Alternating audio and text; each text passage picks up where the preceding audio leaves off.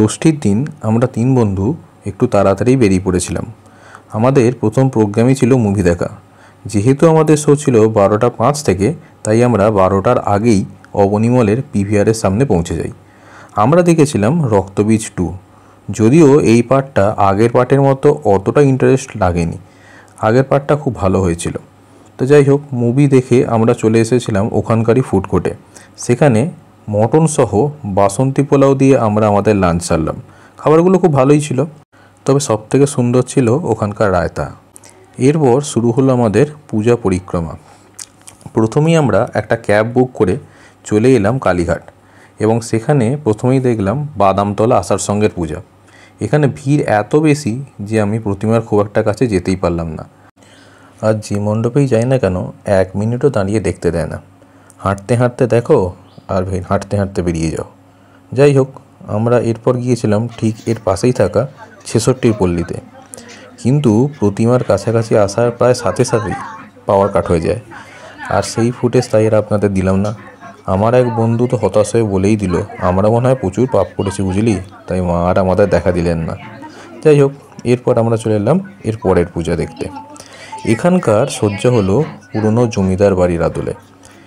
দেখে বোঝার উপায় আছে যে এটা পুরোটাই সজ্জা। আসলে আমরা একটা গলির রাস্তা দিয়ে যাচ্ছি, কিন্তু এত সুন্দর করে এটা সাজিয়েছিল যে মাঝে মাঝে আমারও মনে হচ্ছিল যেন আমরা সত্যিই কোনো জমিদার বাড়ির মধ্যে দিয়েই হেঁটে যাচ্ছি।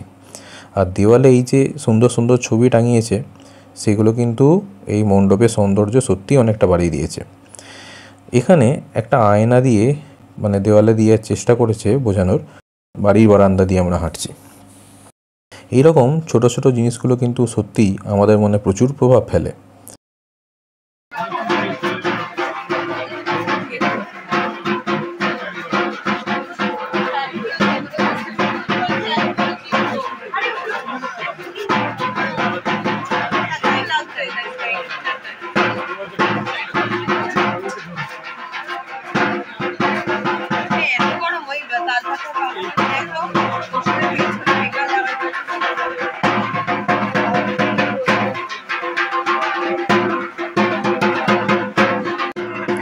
দেখতে দেখতে আমরা প্রতিমার খুব কাছেই চলে আসলাম।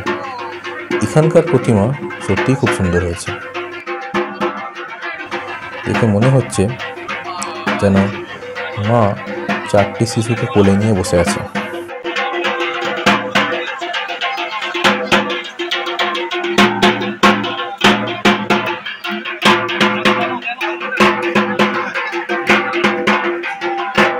আর এই যে ঢাকের বাদ্য, আমার তো এটা খুবই ভালো লাগে। মাঝে মাঝে কোনো কোনো মণ্ডপে একটু সুযোগ পেলেই আমি এই ঢাকের বাদ্য শোনার জন্য দাঁড়িয়ে পড়ি।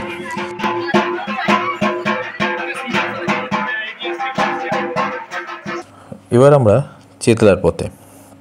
দেখে বুঝতেই পাচ্ছেন যে আমরা আদি গঙ্গার পাশ দিয়ে হেঁটে যাচ্ছি, ব্রিজের পাশ দিয়ে হাঁটছি। এটা মণ্ডপে ঢোকার লাইন নয়, এটা মণ্ডপ দেখার লাইনে পৌঁছানোর জন্য লাইন। এত মানুষজন রাস্তায় নেমে পড়েছে যে রাস্তা দিয়ে হেঁটে চলাও মুশকিল। লোক দেখুন বন্ধুরা, আমার তো দম বেরিয়ে গেল। যাই হোক, আমরা এখন এগিয়ে চলেছি চেতলা অগ্রণীর পুজো দেখতে। আর পুলিশ এবারে এত ঘোরাচ্ছে, মাথা খারাপ। লোকজনকে দেখুন। দেখুন বন্ধুরা, এখানকার মণ্ডপের আকারটা অনেকটাই বড়।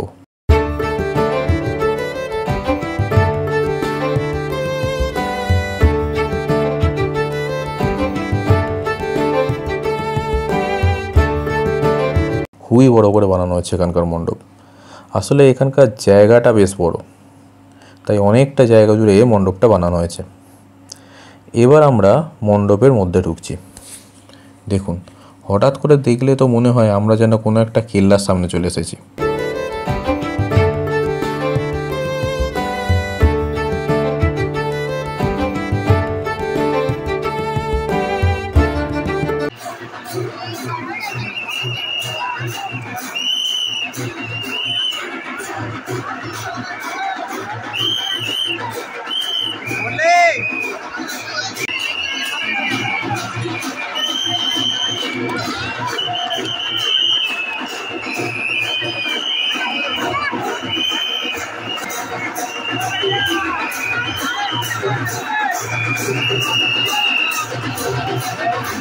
দেখুন বন্ধুরা, জনপ্লাবন নেমেছে।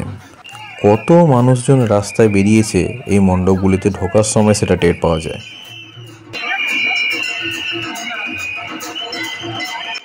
যেদিকেই দেখছি শুধুই মানুষের মাথা দেখতে পাচ্ছি। দেখুন, আমরা মূল মণ্ডপের থেকে এখনও কতটা দূরে আছি। লাইন খুবই ধীরে ধীরে এগোচ্ছে। ওই যে উপরে দেখছেন, ঢাকি দাদারা এখানেই আছেন, একটানা বাদ্য বাজিয়ে যাচ্ছেন। তবে বন্ধুরা, সব মণ্ডপেই এই বাঁশির শব্দটা শোনা যায়। এই ভলেন্টিয়াররা শুধু বাঁশিই বাজিয়ে যায় আর হাত দেখিয়ে এগিয়ে যাওয়ার ইশারা করে। আর যারা প্রতিমার সামনে থাকে তারা ইশারায় বাইরের রাস্তা দেখিয়ে দেয়।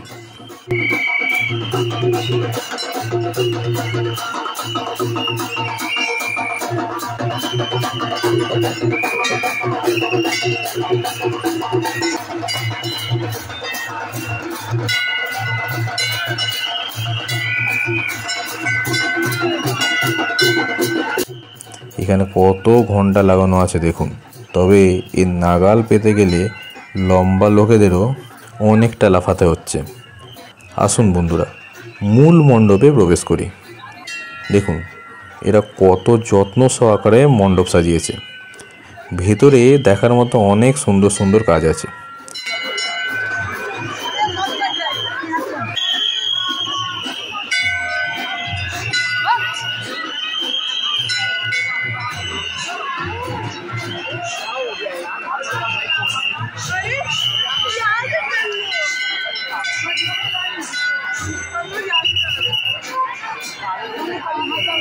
ওই যে দেখুন, দূরে প্রতিমা দেখা যাচ্ছে। আমি অবশ্য এখনও অনেকটা কাছে যেতে পারবো এবং আপনাদেরও আরও কাছ থেকে প্রতিমাটি দেখাতে পারবো।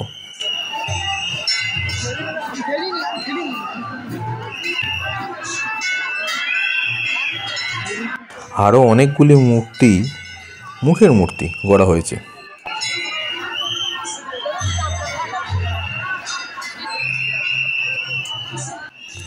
ভেতরে লাইটটাও বেশ ভালো করেছে দেখুন।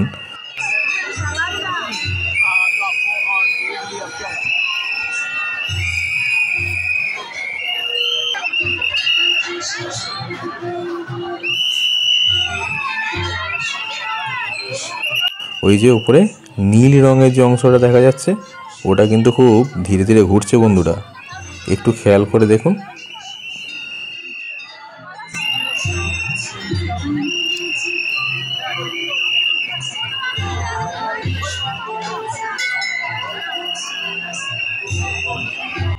আপনাদের জন্য আমি ক্যামেরাটা একবার 360 ডিগ্রি ঘুরিয়ে দিলাম বন্ধুরা।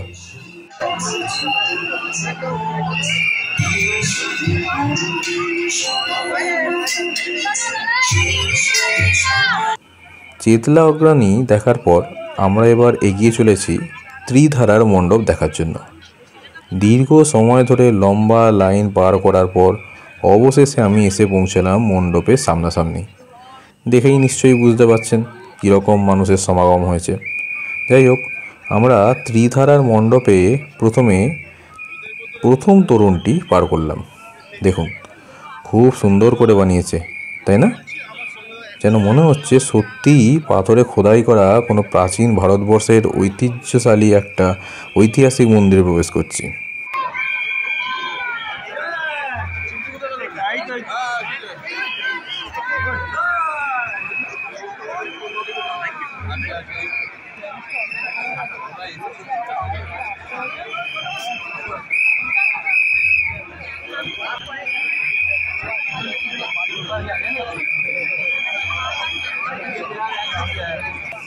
ওই যে দেখুন, মূল মন্দিরটি দেখা যাচ্ছে।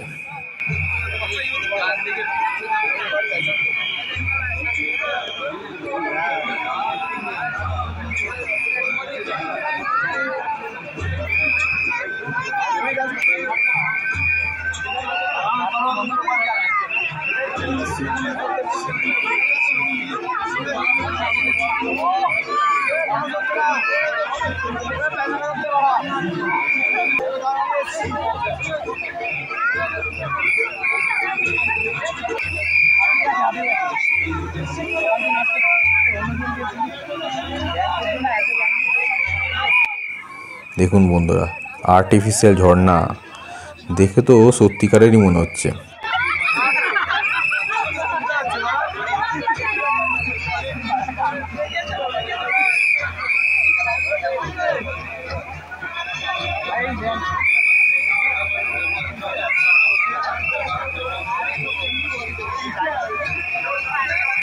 আর এই যে দেখুন দেবীর মূর্তি, ঠিক যেন পাথরে খোদাই করা মূর্তি। সার্বিকভাবে বলা যায় অনবদ্য। তবে বন্ধুরা, ত্রিধারা দেখে বের হতে হতে আমাদের প্রায় 8:45 হয়ে গেল। যেহেতু আমরা হোল নাইট ঘুরবো না, বাড়ি ফিরে যাব, তাই এরপরেই আমরা বাড়ি ফেরার সিদ্ধান্ত নিই। ক্যাব বুক করার পর লোকেশানে আমাদের প্রায় 30 মিনিট দাঁড়িয়ে থাকতে হয়। এত তাড়াতাড়ি ফেরার পর ধরলেও আমার কিন্তু বাড়ি ফিরতে ফিরতে 12:30টার বেশি বেজে যায়। তো যাই হোক বন্ধুরা, এই ছিল আমাদের ষষ্ঠীর ছোট্ট একটা পূজা পরিক্রমা। এরপর আপনাদের সঙ্গে দেখা হবে খুব শীঘ্রই অন্য একটি ভিডিওতে। যাই হোক, ভিডিওটি শেষ পর্যন্ত দেখার জন্য ধন্যবাদ। সবাই ভালো থাকবেন।